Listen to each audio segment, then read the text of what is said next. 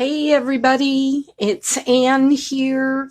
I'm just getting the cameras set up, all my lighting and everything, giving everybody a couple minutes to pop in. I am so excited to be sharing with you tonight the new Stampin' Cut and Emboss machine. Now, because I'm a demonstrator, I was able to pre-order it now. Customers will be able to get it starting September 1, although there is another way you can get it now, and I'll tell you at the end of the video after I've shown you a bit about the machine and also some projects I wanted to show you. So, when your machine comes, it will come in a box with the machine itself, and you will get a packet that will have everything you need to get going. And the cool thing is there's a quick start guide. It's in English and other languages, but one of the best things, ta-da, is it's got pictures. Now, first thing you'll notice is it's this beautiful white color. And you'll notice, too, it is a lot more compact than our Big Shot. When your machine comes, the handle right here will not be attached, but Dave did mine for me. It is so easy. It comes with a little Allen wrench, a screw, and a washer. I'm really excited about the washer because my Big Shots I've had well over 3 years, and the handle would come off. So I think the washer is going to really help that to not come apart. So this is lighter than the Big Shot. It weighs about 8 pounds. And then it's got, of course, our Stampin' Up! Emblem on both sides.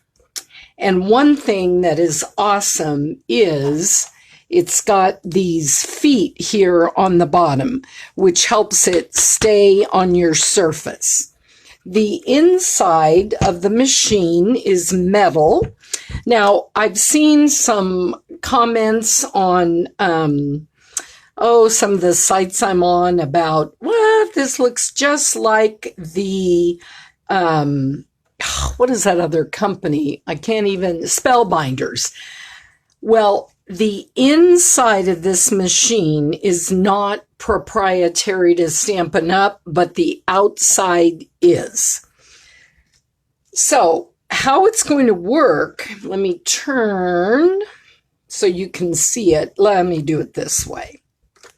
Okay, these little parts here flop open, and it creates a solid cutting surface to roll your plates through, but then it pops back together for easy storage and transport. So let's go over what comes with the machine. First thing you'll notice, let me move this out of the way right now.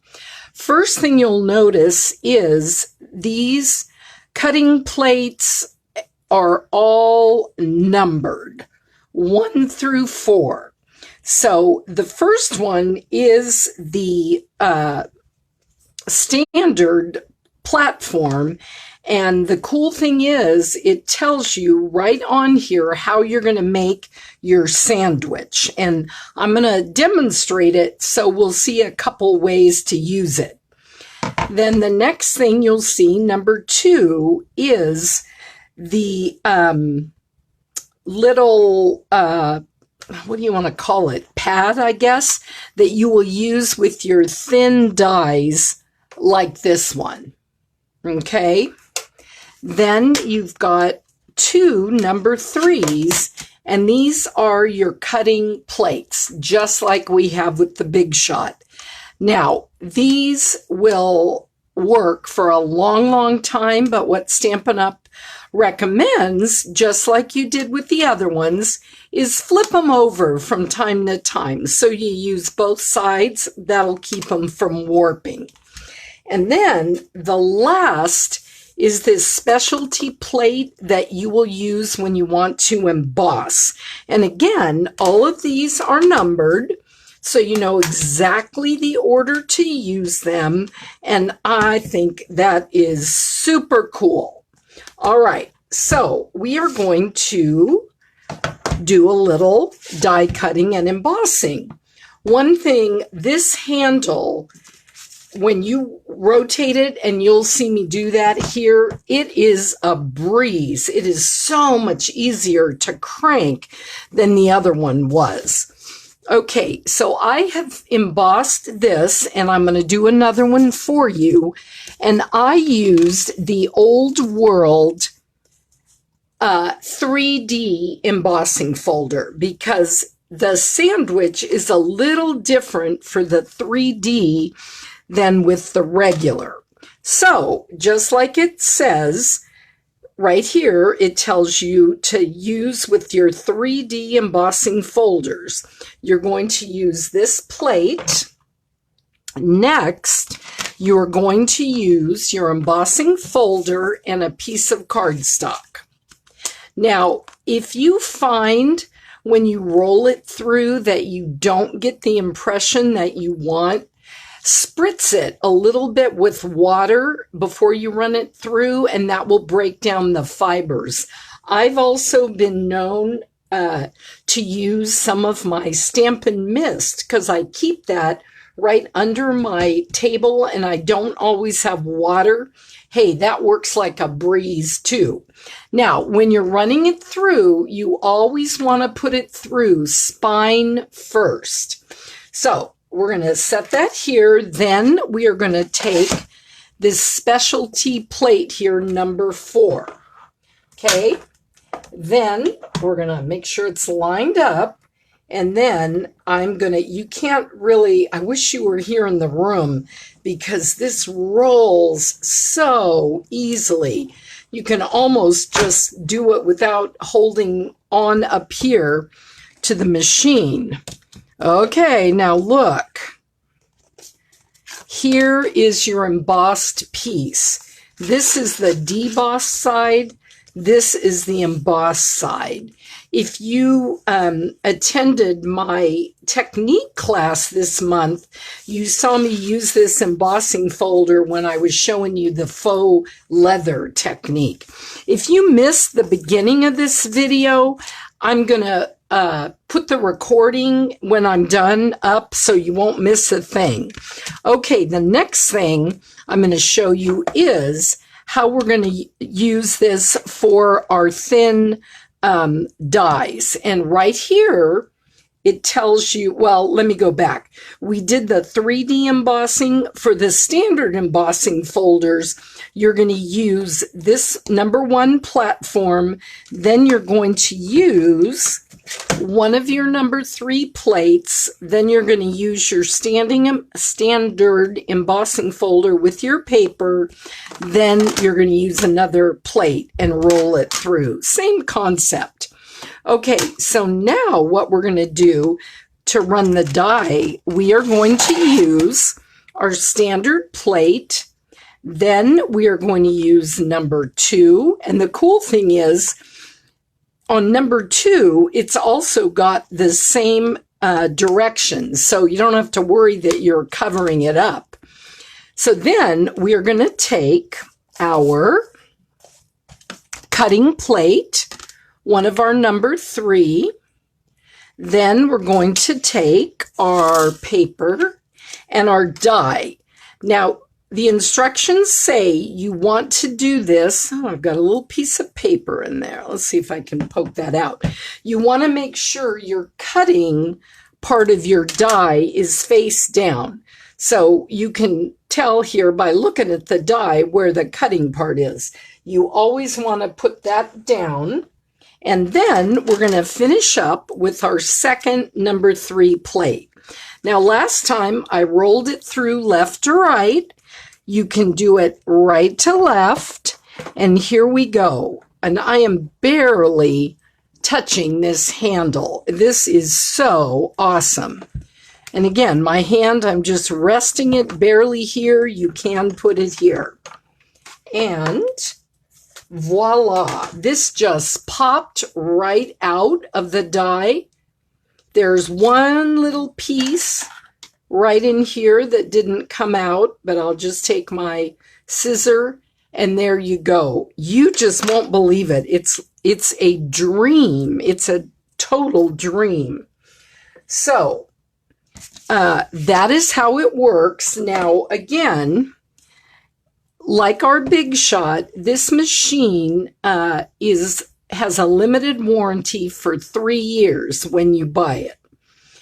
I've had some questions about, since the magnetic plate may not be available for purchase September 1, will the old magnetic plate from the Big Shot fit in here?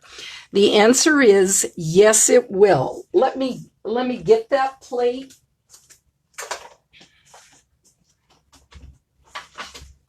Okay, but then I have a caveat for you. Okay, so here is the magnetic platform.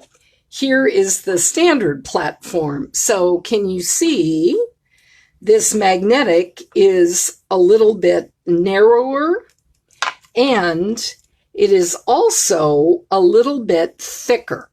So even though it will fit, I would not use it, and I'm not going to use it if I have dies that really need a magnetic platform. I'll just use a Post-it note. The reason being, Stampin' Up! Is very clear that if you misuse it or you use other cutting plates or platforms, that will void the warranty. Now, that being said, you can use other dies, other embossing folders.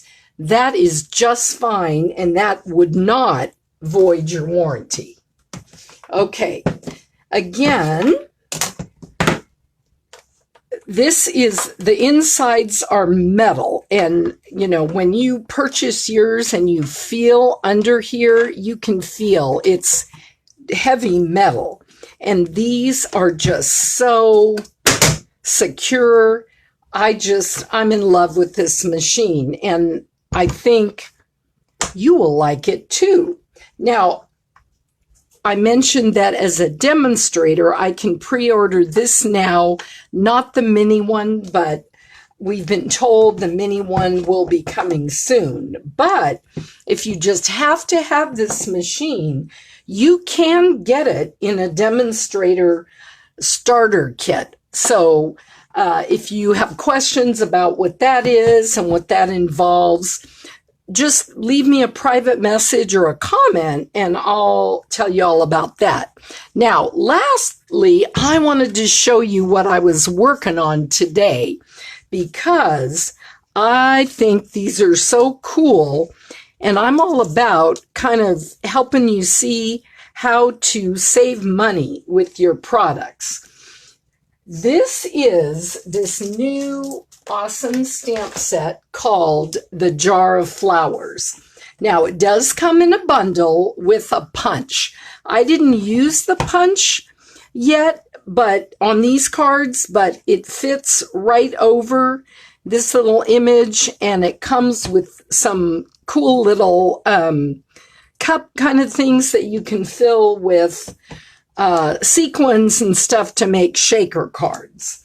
But we're not going to do that. I want to show you how you can either, let's say you're a brand new stamper or you like a simple style.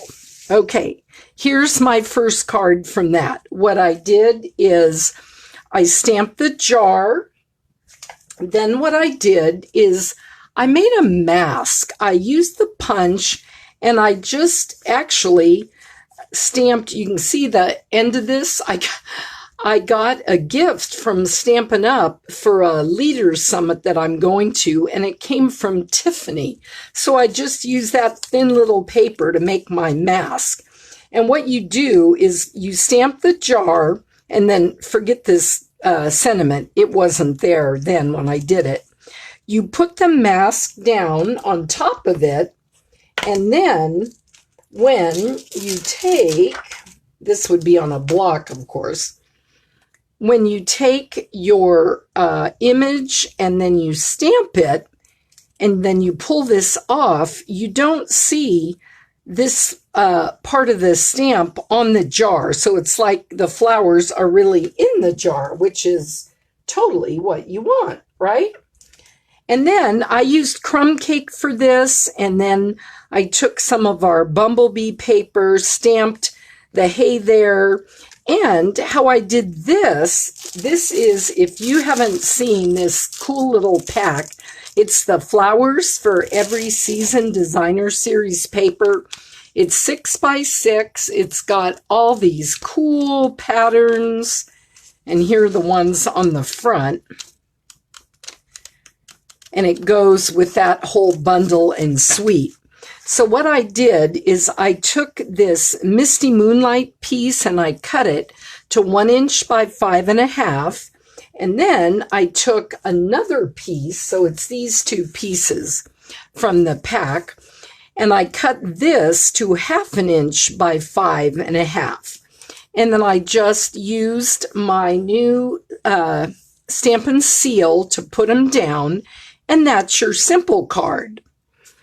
Okay, now the next card, we wanted it stepped up a little. So again, stamped my jar, stamped my flowers. Then I took 3 of my Stampin' Blends. I took the new light cinnamon cider, and then I used the daffodil light and dark.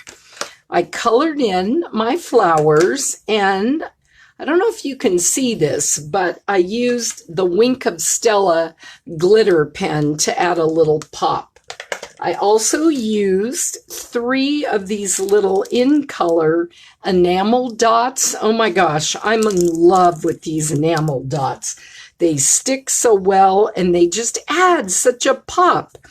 And then the rest of it, I finished the exact same way, using the sentiment piece, and I did the Designer Series paper. Now you'll notice that did bleed through a little bit from coloring it with the blends. You could easily put another piece back here if you wanted to cover that up, but it didn't bother me. Okay, now here we go. Here is our wow card.